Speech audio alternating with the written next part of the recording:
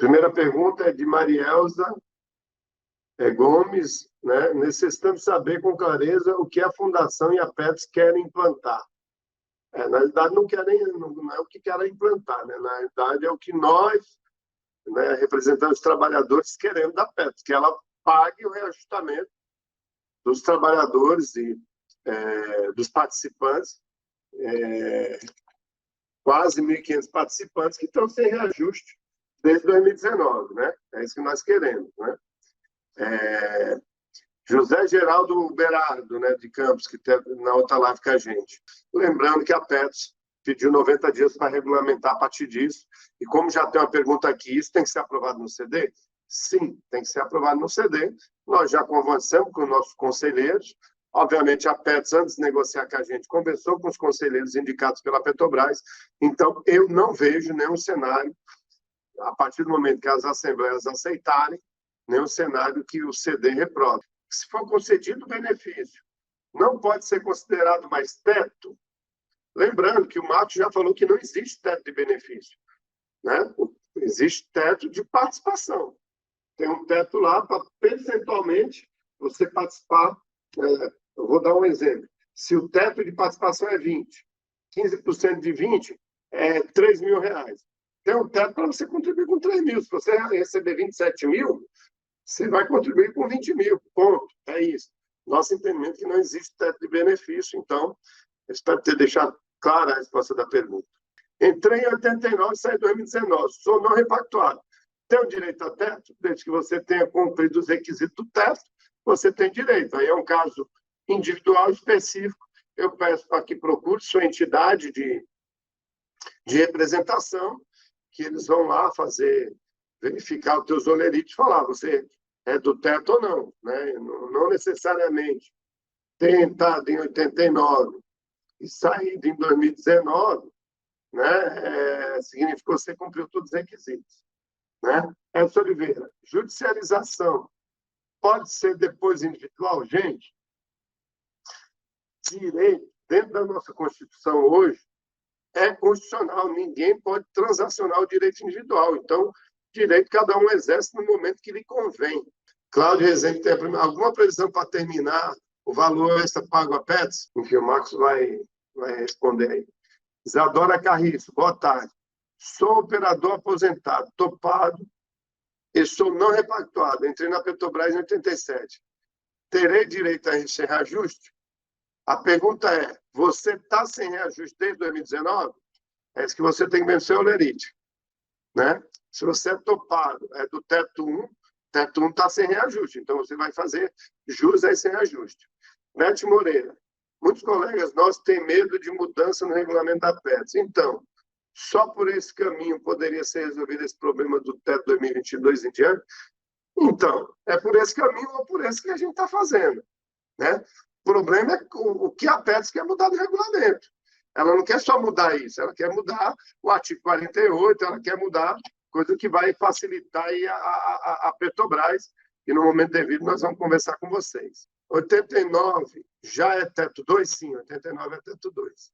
Tá ótimo, vamos lá. Vou começar pela última aqui, que eu estou vendo o Marcos Botelho. Ele colocou, sei que o benefício não tem teto. O que pergunta é o porquê do termo de compromisso, se o reajuste é um direito previsto no regulamento da PETS. Simplesmente, nós entendemos, e para mim está claro no regulamento, que não há previsão de teto de benefício, no entanto, a interpretação que a PETS faz é outra. Por isso, a necessidade de se firmar um termo. Se não firmarmos o termo, teremos que depender do judiciário.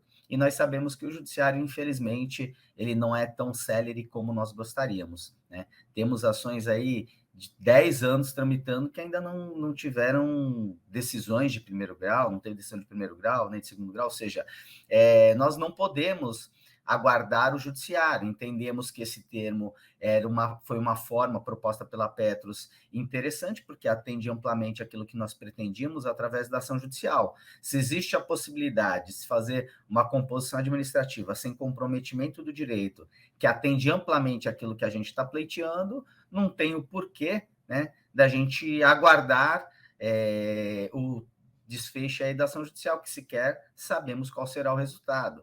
Vale ressaltar, inclusive, por mais absurdo que possa parecer, que o Ministério Público ele foi contrário à nossa tese e opinou pela improcedência da ação, porque a Petros defende que existe um teto de sala de benefício e que esse teto deve ser observado. E o Ministério Público, como você pode, né, como eu menciono e já até disponibilizei esse documento, entendeu que a Petros assiste de razão, porque a Petros ela invoca lá o artigo 103 e ela fala que o reajuste está vinculado à função e que a função de superintendente ela não sofre mais reajustes, entendeu?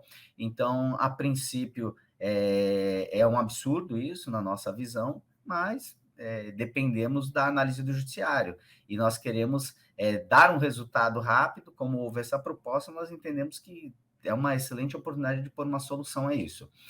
E, em decorrência dessa necessidade de alteração de regulamento, que não caminhou para que fosse já estipulado os reajustes alterados para 2022. Então, nós preferimos dar uma solução para o que já houve de prejuízo 2019, 2021, e deixar 2022 a Petros trabalhar sozinha, sem que haja necessidade do consentimento ou de um termo pelas entidades, porque certamente vão vir alterações prejudiciais, como a Edson colocou, aí provavelmente a retirada do artigo 48, porque já foi uma imposição posta pela Previc, através de uma resolução, salvo engano, 341 e 342, e nós vamos questionar isso judicialmente.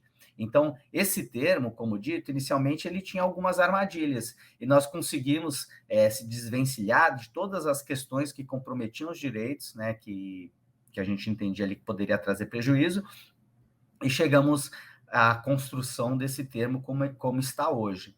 Então, sinceramente, entendemos que não há necessidade de assinar o termo, mas não há necessidade, ou seja, se a Petros cumprisse regularmente o que está disposto no regulamento, mas ela não faz isso, a interpretação dela é diferente. Vou subir aqui, quando estão previstas as assembleias, o Adedson já colocou.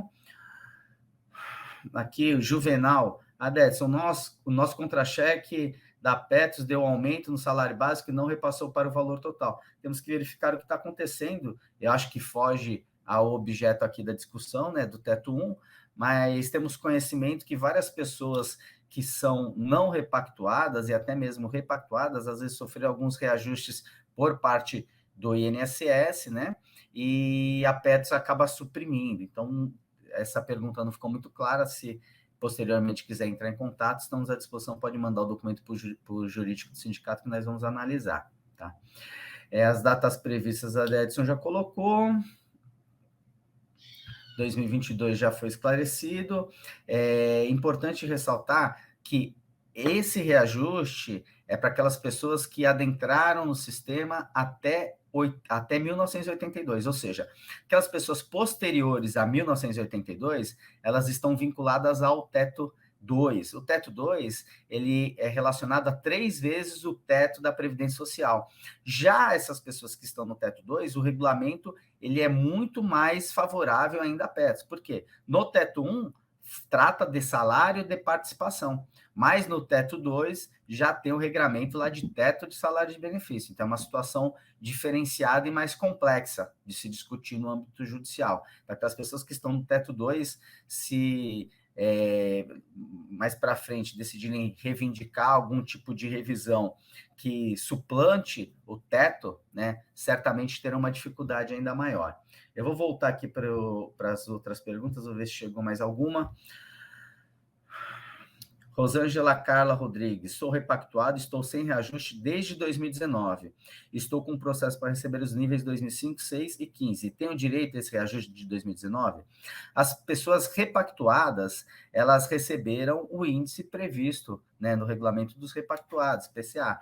Não foram prejudicadas. As únicas pessoas prejudicadas que estão sendo abrangidas por este termo e se beneficiarão através da assinatura do mesmo são as pessoas não repactuadas, pós e pré-70, que adentraram no plano antes de março de 1982. E os benefícios foi aplicada uma limitação ilegal relacionada aí ao salário do superintendente. Já existe alguma proposta inicial para aplicação de 2022 para frente? Como a Edson também colocou, a Petros sinalizou que vai fazer uma alteração no regulamento. Essa alteração nós retiramos do termo, porque nós não concordamos com qualquer alteração regulamentar, porque ela vai trazer a reboque outras questões, né? Então, vamos deixar a Petros trabalhar. Quando tiver um fato de direito que a gente entenda necessária a judicialização, vamos fazê-lo. Então, se a Petros vir com alguma alteração, substituir o salário de superintendente, colocar um índice, mas na mesma alteração do regulamento, acaba trazendo outras alterações prejudiciais aos participantes, nós vamos demandar judicialmente. Então, a princípio, a Petros deve dar uma solução, deve propor uma alteração no regulamento, com a qual certamente não anuiremos. Se for alterado o índice no regulamento, haverá pagamento da mesma forma que não repactuação? Então, não antecipando aí, mas já antecipando, nós não concordamos com a alteração de regulamento, que a Petros quer impor IPCA para todos. E nós entendemos que não repactuado por bem ou por mal é o índice que for patível. Ponto. Marielza Gomes, o teto poderia ser 4 vezes o teto do INSS? Não. O teto 1 é um teto fixo e o teto 2 são 3 vezes o teto do INSS. O teto 2 é para quem entrou depois de março de 82. Como serão pagos atrasados? Então, a Petros falou que vai pagar de uma só vez sem ajustado. Livão Gomes, se for alterado o índice no regulamento, haverá pagamento da mesma forma que na repactuação. Então, é isso que eles estão querendo e nós estamos contra. LM, Dani, recebe pensão de engenheiro não repactuado. Quem entrou tem o direito a esse aumento? Sim. Ele entrou em 74, então ele é antes de 82, se ele está sem reajuste, ele vai ter direito a esse reajuste, sim. Tem 2 questionamentos interessantes que eu acho bom aqui deixar bem claro. Um deles é a questão da judicialização em relação aos responsáveis. O que acontece? Já judicializamos diversas vezes, né? E hoje em dia o entendimento majoritário que se tem é que as federações, os sindicatos não têm legitimidade para entrar com ações de cobrança face à Petrobras em favor da Petros, ou sequer contra as pessoas físicas. Ou seja, o entendimento que se tem é que as federações e os sindicatos não possuem essa legitimidade. Várias ações que nós promovemos aí nos últimos anos foram, inclusive, extintas já em última instância, né? Caberia o quê? Ao Ministério Público, ao órgão fiscalizador, né, tomar as atitudes que se fizerem necessárias. Inclusive, eu acho que esse termo só está nesse passo favorável a nós, atendendo amplamente aquilo que nós pretendemos, justamente porque os gestores devem estar com receio de serem responsabilizados, talvez, pelo órgão fiscalizador. Então, nada vem de graça, né? Então, no meu ver, como foi atendido, vai ser atendido praticamente a totalidade do nosso pleito através dessa composição administrativa, me parece que, do outro lado, o ganho vai ser justamente a sair dessa responsabilidade. Então, a princípio, é essa a situação. Cabe ao órgão fiscalizador e ao Ministério Público, se for o caso, tomar uma atitude e penalizar aqueles que forem responsáveis por esses problemas que ocorreram. Sabendo que lembrando, né, que o próprio Ministério Público, na ação que nós promovemos, falou que a Petros tem razão, né, em não reajustar, porque ela está atendendo claramente o disposto no artigo 103 do regulamento. Ela está aplicando reajuste conforme o reajuste da categoria, e como a Petrobras não reajustou a função, as funções gratificadas, então ela agiu corretamente em não repassar esse reajuste para os assistidos. Então, a princípio, você pode observar que eu acredito que nem o Ministério Público terá interesse em promover qualquer demanda ou instaurar algum inquérito nesse sentido, tá?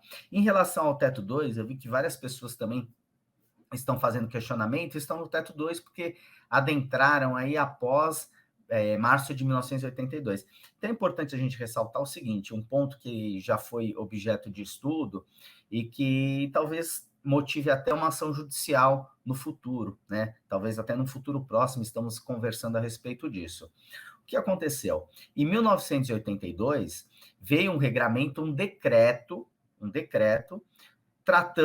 instituindo esse teto de 3 salários, 3 tetos esse salário de benefício limitado ao teto, de 3 tetos do INSS, do Regime Geral de Previdência Social. Ou seja, ela não foi uma alteração somente aplicada aí para a categoria petroleira, para aquelas pessoas vinculadas a Petros, mas a todos os fundos de pensão. O que aconteceu? A Petros ela não alterou o regulamento naquela oportunidade. Esse decreto, salvo engano, era de 11 de março, né? E a Petros começou a aplicá-la a partir do dia 13 de março de 82, salvo engano. Só que a Petros ela só alterou o regulamento muito mais para frente, né? Então, pode ser que algumas pessoas, por exemplo, como alguém que colocou aqui, que eu não me recordo o nome, que entrou em 87, se sente prejudicado e tudo mais, pode ser que essa pessoa tenha uma base jurídica para uma discussão e amanhã ou depois querer se beneficiar do teto 1, né? Por quê? Porque o regulamento do plano não foi alterado naquela ocasião. Salvo engano, eles demoraram muitos anos. Eu não me recordo exatamente o ano que foi alterado, mas eu me recordo que faz muito tempo depois do decreto que o regulamento foi alterado, entendeu? Então, é uma situação, uma particularidade para o pessoal do Teto 2, que já pediram para que a gente dê uma estudada, né? Eu já dei uma avaliada em alguns pontos, e a gente vai tentar verificar a viabilidade de promover uma demanda nesse sentido, tá? Mas nesse momento nós estamos tentando dar uma solução para essas pessoas que ficaram sem reajuste, que estão de fato vinculadas ao teto 1, teto salário de participação, porque, como dito, também entendemos que não há teto salário de benefício. Resolvida essa questão, nós temos uma urgência para resolver, porque ultrapassada essa questão, vai ser aberta aí a negociação com a Petros para uma solução para aquelas pessoas que estão pagando equacionamento e recebem um salário inferior a 6 mil, estão sendo duramente impactadas, né? E, num terceiro momento, certamente vão surgir outras discussões. O fórum que nós participamos é um fórum de discussão permanente. Então, todos os assuntos novos que vão chegando vão tendo o devido tratamento. E, certamente, essa questão do teto 2 vai ser tratada lá também, né? Então, o pessoal do teto 2, talvez, num breve espaço de tempo, tenha alguma novidade, tem algum encaminhamento, tem alguma informação sobre os procedimentos que estão sendo adotados para tentar algum tipo de correção nesse sentido. Lembrando que toda vez que há qualquer tipo de aumento de benefício, também tem um impacto, né? Esse aumento de benefício sempre gera um impacto e também tem a obrigatoriedade do recolhimento das contribuições. Essas pessoas que vão receber as diferenças agora, certamente elas vão ter que recolher a contribuição equivalente a essa diferença. Então, se a pessoa ela vai ter um ganho de R$1.000 no mês, por exemplo, ela vai ter a contribuição relacionada a esses R$1.000 que aumentou. Certamente, lógico, o benefício que vai vir é muito maior do que a contribuição que vai ter que pagar, claro, já que a contribuição ela é um percentual daquele valor que a pessoa recebe.